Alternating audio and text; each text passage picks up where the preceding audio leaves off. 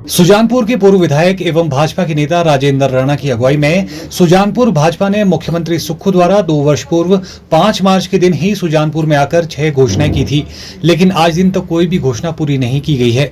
भाजपा के पदाधिकारियों और कार्यकर्ताओं ने लोक निर्माण विभाग के विश्राम गृह से लेकर एसडीएम कार्यालय तक प्रदेश सरकार के खिलाफ आक्रोश रैली निकाली। पूर्व विधायक एवं भाजपा के नेता राजेंद्र राणा ने रैली निकालने के बाद एसडीएम के माध्यम से हिमाचल प्रदेश के मुख्यमंत्री ठाकुर सुखविंदर सिंह सुक्खू को एक ज्ञापन भी भेजा है। इस मौके पर सुजानपुर के दोनों मंडलों के अध्यक्ष व पदाधिकारी मौजूद रहे। पूर्व विधायक राजेंद्र राणा ने कहा कि मुख्यमंत्री ठाकुर सुखविंदर सिंह सुक्खू ने 2 वर्ष पूर्व सुजानपुर में की गई घोषणा को आज तक अमली जामा नहीं पहनाया गया है, जिसके कारण जनता में भारी रोष है। उन्होंने कहा कि इसी के चलते आज सुजानपुर में आक्रोश रैली निकाली गई है। मैं भी 3 बार विधायक चुना गया, 2012 में, 17 में और 22 में। सबसे पहले मैं धूमल जी के साथ भी रहा, मैं वीरभद्र जी के साथ भी रहा, मैंने जयराम जी के साथ भी काम किया।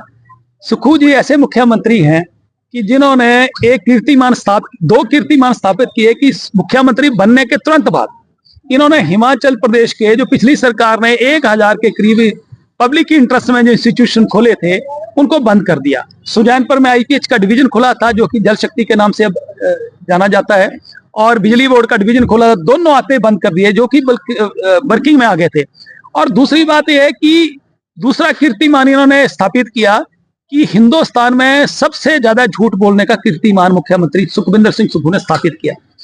सुजानपुर में आज ठीक 2 साल पहले 5 मार्च 2023 को सुखविंदर सिंह सुक्खू बतौर मुख्यमंत्री होली फेस्टिवल पर यहाँ पर आए, और बतौर लोकल एमएलए होने के नाते मैंने 6 डिमांडें रखी, जिसमें पहली डिमांड थी कि सुजानपुर चुनाव क्षेत्र के अंतर्गत टौणी देवी में डिग्री कॉलेज खोला जाए, और दूसरी डिमांड थी कि सुजानपुर में सिविल हॉस्पिटल को 50 से 100 बेडेड किया जाए।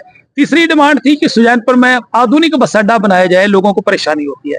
चौथी डिमांड थी कि जो आपने बंद कर दिया जल शक्ति विभाग का डिवीजन उसको दोबारा से खोला जाए, और 5वीं डिमांड थी कि जल शक्ति के साथ साथ 5वां बिजली बोर्ड का जो डिवीजन खोला गया था उसको फिर से खोला जाए, और छठी थी कि सुजानपुर में जो डिग्री कॉलेज चल रहा है उस डिग्री कॉलेज में इंग्लिश की और इकोनॉमिक्स की एमए की क्लासेस शुरू की जाए।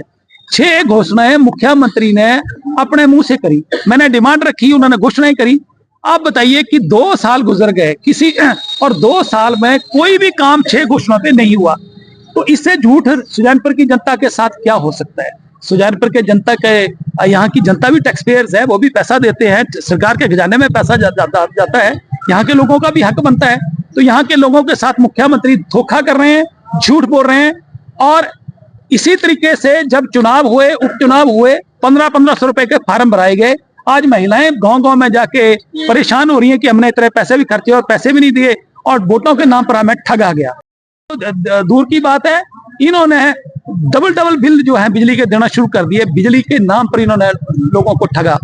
तीसरा, इन्होंने 5 लाख नौकरियां 5 साल में देने की बात की। नौकरियां तो देने की बात, जिन्होंने एग्जाम दे रखे थे नौजवानों ने, उनके रिजल्ट तक नहीं निकाले इन्होंने।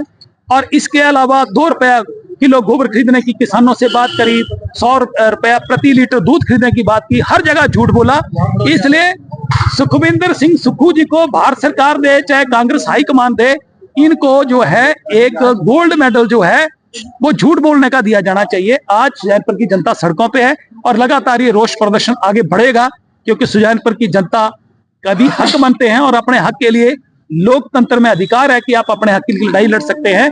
इसलिए मुख्यमंत्री ने सुजानपुर के साथ भेदभाव किया, चुनावों में कहा कि मैं ही आपका विधायक, मैं ही आपका मुख्यमंत्री, और सुजानपुर की जनता को ठगा। इसलिए लोगों में रोष, आज लोग सड़कों पे है कि जब भी मुख्यमंत्री आएंगे सुजानपुर की जनता उनसे सवाल करेगी कि आखिर सुजानपुर की जनता का दोष क्या है, कसूर क्या है कि उनके साथ आपने भेदभाव किया।